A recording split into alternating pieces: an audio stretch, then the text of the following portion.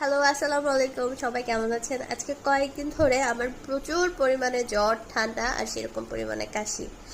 মানে একদম কিচ্ছু খাইতে পারতেছি না। আমার অবস্থা দেখেই বুঝতেছেন যে নিজের কোনো পরিচর্যা আমার ভিতরে নাই।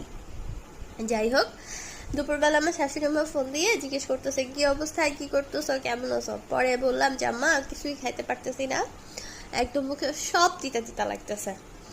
সে আমার এই কথা শুনে আমার জন্য দেখেন কি নিয়ে আসছে। মানে সে জানে এটা আমি খুব বেশি পছন্দ করি, সেজন্য আমার জন্য সে নিয়ে আসছে। ওইটা আপনাদেরকে দেখাচ্ছি। এই দেখেন ভেলপুরি একদম বেশি করে একদম ঘূর্ণি দিয়ে ঝাল দিয়ে আমার জন্য নিয়ে আসছে। যে এই যে সাথে টক। আমি বলছি যে আমি কিছুই খাইতে পারতেছি না, তো সে নিয়ে এসে আমাকে বলতেছে এগুলা খাও, ঝাল ঝাল, মুখে রুচি আসবে, ভালো লাগবে। এখন এই যে শাশুড়ি আম্মা দিয়ে গেছে, আমি বসে বসে খাইতেছে। শুক্র আলহামদুলিল্লাহ আমার মেয়েটারও ঠান্ডা জ্বর কাশি, মানে আলহামদুলিল্লাহ অ্যাটলিস্ট আমার শাশুড়ি আমাকে ভালোবাসে, আমার খোঁজ খবর নাই, এটাই অনেক।